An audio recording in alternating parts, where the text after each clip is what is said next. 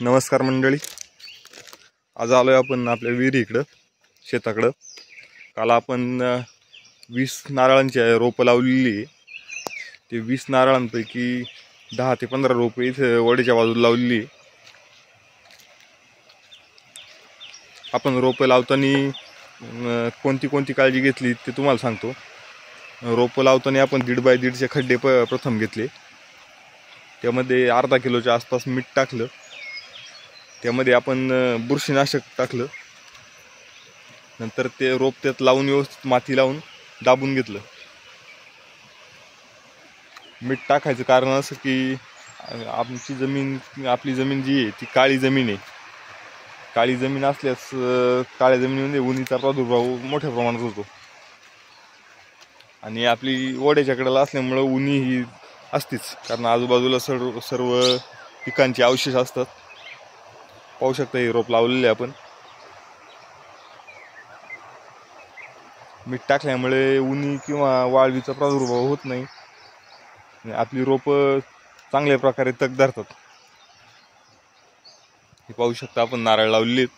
नारळ आता ह्या वर्षी पावसामध्ये सेट होतील। आता काय ऊन नसते जास्त, इकडे तर पाऊसच चालू आहे।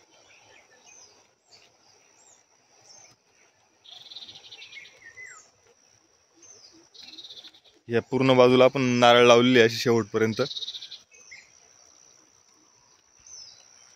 हा आपला ओढा आहे, खाली ओढ्यालाही पाणी आलेले चांगल्या प्रकारे। आपल्या ओढ्याला चांगल्या प्रकारे जानेवारी फेब्रुवारी पर्यंत पाणी राहतं। पाण्याला काही इकडं आपल्या भागात कमतरता नसते, जे 12 बागायत असते या बाजूला। हे रोप पाहू शकता आपण। त्या बाजूला आपला स्विमिंग पूल आहे, ही चेंजिंग रूम आहे आपली। स्विमिंग पूल सध्या रिकामा केलेला आहे, काही आपलं रिनोव्हेशनची कामं चालू आहे।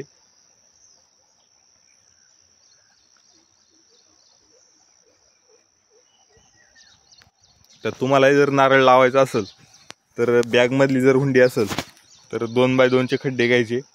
जर नुसतं रोप असेल नारळाचं 1.5 बाय 1.5चे खड्डे घ्यायचे। जर हलकी जमीन असेल, मुरमाड जमीन असेल तर त्याच्यामध्ये शेणखत भरून घ्यायचे, त्याच्यात सुपर फॉस्फेट घ्यायचे, बुरशीनाशक घ्यायचे, मीठ घ्यायचे किंवा थायमीठ घ्यायचे। थायमीठ म्हणजे कीटकनाशक येतं आपलं, दोन्हींपैकी जे आहे ते घ्यायचे। त्याच्यात शेणखताचा वापर जास्त करायचा हलक्या जमिनीमध्ये। जर काळी जमीन असेल तर खताची शक्यतो गरज लागत नाही। आपली जमीन ही फार प्युअर काळी जमीन आहे, त्यामुळे इथं काही खताचा उपयोग करायची गरज नाही आहे। जर तुमच्या नारळाला वाळवी किंवा उन्ही लागली तर ते झाड लहान राहतं, वाढच होत नाही। हाय लावले त्याच पद्धतीत राहतं। त्या बाजूला आपली हळद आहे, ही रोप आपली 2-2 वर्षाची झालेली आहे। दुसरं वर्ष त्यांना पण आपण मीठ घालून घेतलेलं आहे। ते आता वरून माती टाकलेली आहे, त्यामुळे लक्षात येत नाही। पावसाळ्यात काय होतं, नारळाच्या खोडामध्ये उन्ही, मुंग्या, वाणी हे कीटक आसरा धरतात आणि मग त्या झाडाला धोका होतो। प्रत्येक मोठ्या झाडांना आपण 1-1 किलो मीठ टाकलेलं आहे। वर्षातून एकदा मिठाचा पावसाळ्यात वापर केला पाहिजे। जर वर्षाच्या वर्षाला आपण मीठ टाकले तर झाडांना कोणत्याही प्रकारे कीटकांचा धोका राहत नाही, कारण त्या खोडातली जमीन ही क्षारपाड किंवा क्षारयुक्त होते आणि ज्या ठिकाणी क्षार असतात किंवा मीठ असते त्या ठिकाणी कोणते कीटक किंवा वाळवी येत नाही। जी आपण लहान रोपं लावले ती येलो डार्क जातीची आहे। ही जी रोपं आहे ती ग्रीन डार्क जातीची आहे। ग्रीन डार्क, येलो डार्क हे थोडीशी लवकर फळे देणारी किंवा कमी उंचीवर फळे देणारी व्हरायटी आहे।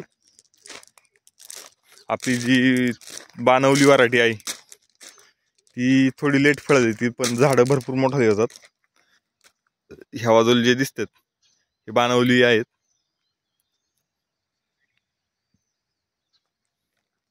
हा आपला स्विमिंग पूलकडे यायचा रस्ता आहे। इथं आपण नारळ आहे, आंबा आहे, गुलाब आहे, झाड लावली। तर तुम्हाला आता दाखवतो मी। हा नारळ पहा, आणि त्याच्यासोबत लावलेला हा नारळ पहा. तर याच्या खोडामध्ये वाळवीचा प्रादुर्भाव झाल्यामुळे हे झाड वाढलंच नाही. जसं लागवड केले तसंच राहिले, 2 वर्ष झालेली याला.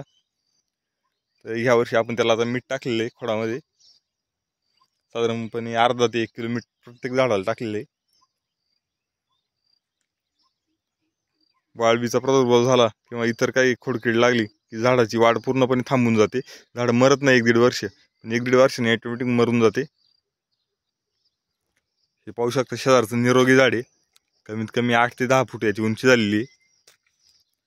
शेजारचं झाड हे वाळवीने प्रादुर्भाव होऊन मरून गेलं होतं. त्या ठिकाणी आपण आता 2 महिन्यापूर्वी दुसरं झाड आणून लावलेलं आहे.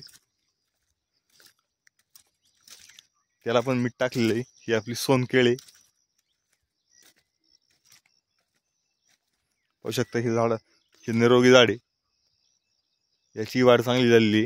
जे मीठ टाकतात किंवा दरवर्षी त्यांची जी मेंटेनन्सची कामं आहेत ती केली जातात, ती झाडं ऑटोमॅटिक निरोगी राहतात. ज्यांना प्रादुर्भाव होतो ते मीठ टाकल्याने तो प्रादुर्भाव बऱ्यापैकी कमी होतो, कारण खोडातली कीड, आळी, वाळवी, काळी आळी असते, त्या आळ्या निघून जातात. कारण नारळाचं सर्व खोडावरच डिपेंड असतं. नारळाच्या मुळ्या जाड असतात, त्या किडांना खायला सोपे जातात. त्यासाठी आपण नारळाला वर्षातून एकदा मीठ टाकलं पाहिजे. नवीन लागवड करताना त्याच्यामध्ये मिठाचा वापर जरूर केला पाहिजे. धन्यवाद मित्रांनो.